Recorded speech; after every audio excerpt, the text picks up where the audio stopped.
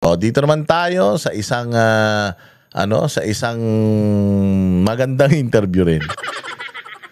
Ito naman. Nanindigang pananagutin, hindi yan. Mamaya na yan. Dito tayo muna sa sa pinakamaingay na. Ito, dating administrasyon daw. Dinuturo niya sa dating administrasyon ang nasirang sistema ng budget checks. Ha? Sinasabi ni Bongbong dito na ito daw dating administrasyon ay hindi daw nila itinigil daw nila yung pagche-check ng mga proyekto bago i-release yung budget. Si Pangulong Duterte pa talaga ang sinabihan mo na ganyan First order of business mo EO. Executive Order 01. Ano yun? Tanggalin ang Presidential Anti-Corruption Commission. Yun ang first order of business mong putang ina mo ka? Tapos isisisi mo sa nakarang administrasyon na hindi nila chine-check kung matino yung mga proyekto o hindi. Tinanggal mo yung isang opisina na gumagawa niyan. Tinanggal mo yung isang opisina na nagbabantay ng korupsyon sa Pilipinas. Tapos hudas ka. Sasabihin mo na yung nakaraang administrasyon ng may kasalanan, tarantado ka. Noong panahon ni Pangulong Duterte, lahat ng mga smuggled items, lahat as in lahat, kay bawang, sibuyas, kay tsinelas, kay bag, suklay, suyod. Pagkain ng aso. Lahat ng mga smuggled galing sa ibang bansa, illegal na nakapasok sa atin. Kahit helicopter, eroplano, sports car, expensive bikes, mga Harley Davidson, Ducati, BMW. Mga ganyan, nung panahon ni Pangulong Duterte kasama ang Presidential Anti-Corruption Commission, winawarak nila yan. Sinisira nila yan, naka-livestream pa yan, naka-media pa yan, ngumingiwi lahat ng tao habang dinadaanan ng bulldozer yung mga Jaguar, yung mga Porsche, Rolls-Royce, Bentley, McLaren, Ferrari, Lamborghini, Bugatti. Lahat dyan, winawarak na ganyan. Noong umupo kang hudas ka, Bongbong Marcos, tinanggal nyo yan. Ang sabi nyo, kakailanganin natin yung pera, ibibenta na lang natin kasi marami tayong pinagkakagastusan. O mantakin mo nung panahon ni Pangulong Duterte, winawarak yung mga luxury items na yan. Meron pa tayong pangangailangan sa COVID. Pero nairaos ni Pangulong Duterte ang COVID. Ngayon wala nang COVID, bukas ng ang ekonomiya. Tapos yung pagsira sa mga luxury item, tinanggal nyo, pinabibid nyo na ulit, pinapa-auction nyo na ulit yung mga sasakyan dyan. Saan napupunta yung pera niyan?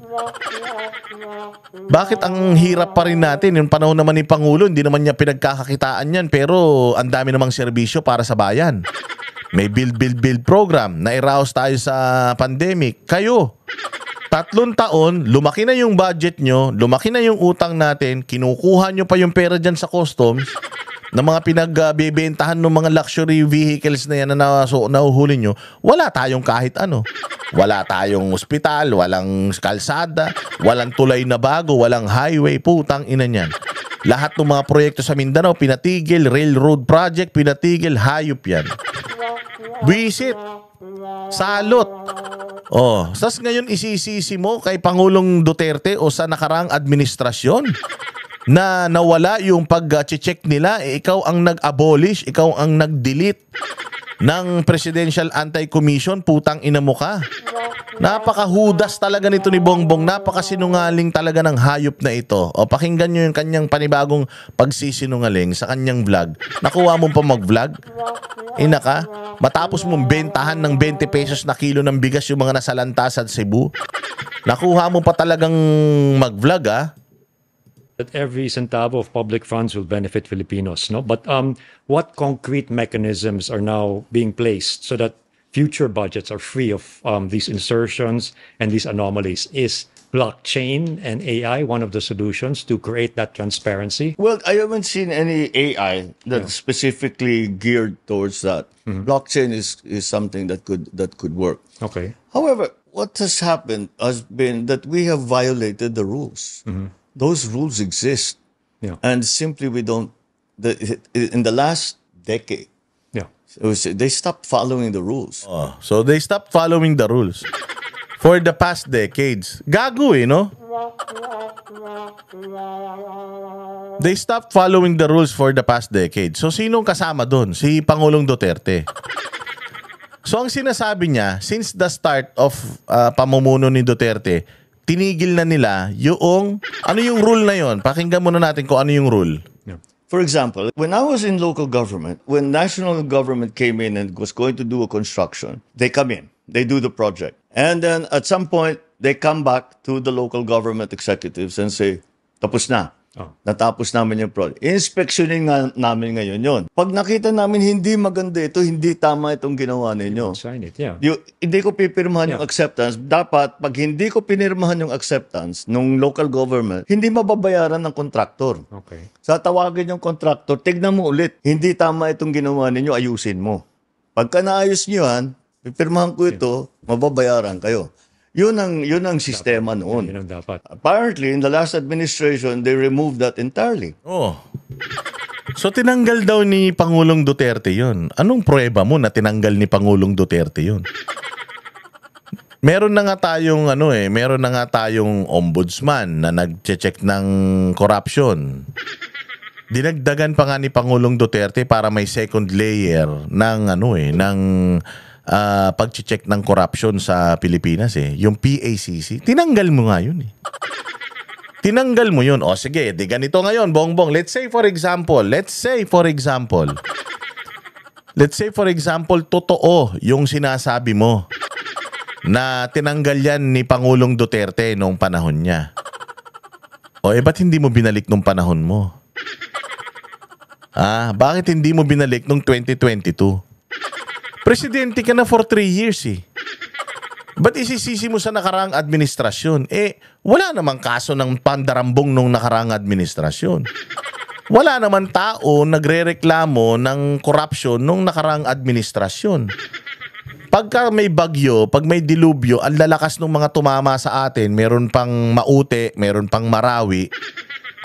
Hindi naman tayo nang hingi ng abuloy mula sa ibang bansa. Nairaos naman ni Pangulong Duterte lahat. May build projects pa. May mga bagong ospital. May mga bagong eskwelahan. Ang gaganda ng mga programa ni Pangulong Duterte. May 10 taon yung passport, 10 taon yung mga lisensya. Nawala ang laglag bala, naubos ang droga. Ang dami nating naiisip na magagandang nagawa ni Pangulong Duterte noon. Bakit ito si Bongbong? Puro pangit yung naiisip. So ang sinasabi niya, tinanggal daw ng Duterte administration yung sistema ng pag-check ng mga proyekto. Kung tinanggal niya noon, 3 years na ikaw na presidente, ba't hindi mo binalik? Kung alam mo naman pala na tinanggal niya noon at hindi nakabuti yun, bakit hindi mo binalik? Imaginein mo kung totoo yung sinasabi mo papayag ba naman si Pangulong Duterte na tatanggalin yan? Tarantado talaga to putang inan to Nakuha mo pang manisi, wala ka nang ginawa sa Pilipinas. Wala ka nang natapos, wala ka nang nasimulan, nakuha mo pang manisi. Ikaw ang may problema, Bongbong Ang problema dito, Bongbong, tanga ka Yung 2025 budget, pinirmahan mo ng palpak Napakaraming insertions. Mantakin mo insertions mula nung umupo ka 2023, 2024, 2025. Yung tatlo, ang insertions nagkakahalaga ng isang trilyon, mahigit trilyon. Tanginan yan, yung kay Napolis, 10 bilyon lang yung ninakaw ng Napolis na yan.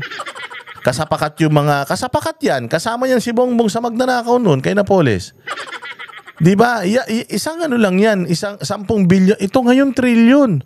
Pag-upo mo, 3 trilyon yung posibleng nanakaw sa bayang Pilipinas. Tapos isisisi mo kay Duterte. Isisisi mo kay Pangulong Duterte. Meron ngang isang budget na vinito si Pangulong Duterte. Nag-revert tayo doon sa previous budget dahil nakikita ni Duterte na madaming mga insertions.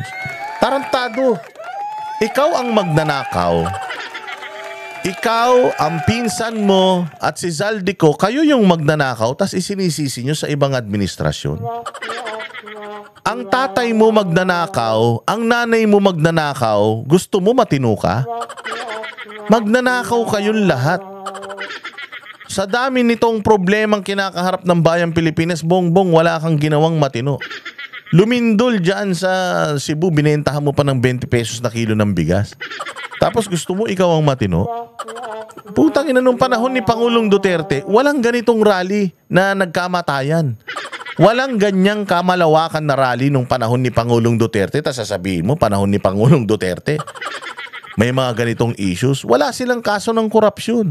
Ni isa walang kaso ng korupsyon si Pangulong Duterte. Ang Davao City, zero debt. Ibig sabihin, walang utang.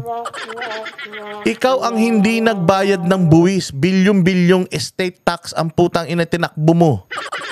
Tapos maninisi ka sa nakaraang administrasyon. Hayop ka. Demonyong hayop na ito, no? Okay. And I was shocked. Yeah. I was shocked because this is like standard procedure. This is like, Yeah. you don't think about this anymore. Yeah. Ina, napakasinungaling, no? Nuknukan talaga na sinungaling itong Judas na ito. Ewan ko, putang ina niyan. Sabi ko nga sa inyo ang isang pinakagagong gagawin niya. Oo, ang isang pinakagagong gagawin niyan, yung sigurado ako, yung pinakatarantadong gagawin niyan, yung itatalaga si na ombudsman. Wala na siyang kawala rito eh. Palubog na talaga bayang Pilipinas hanggat hindi nawawala ito si Bongbong.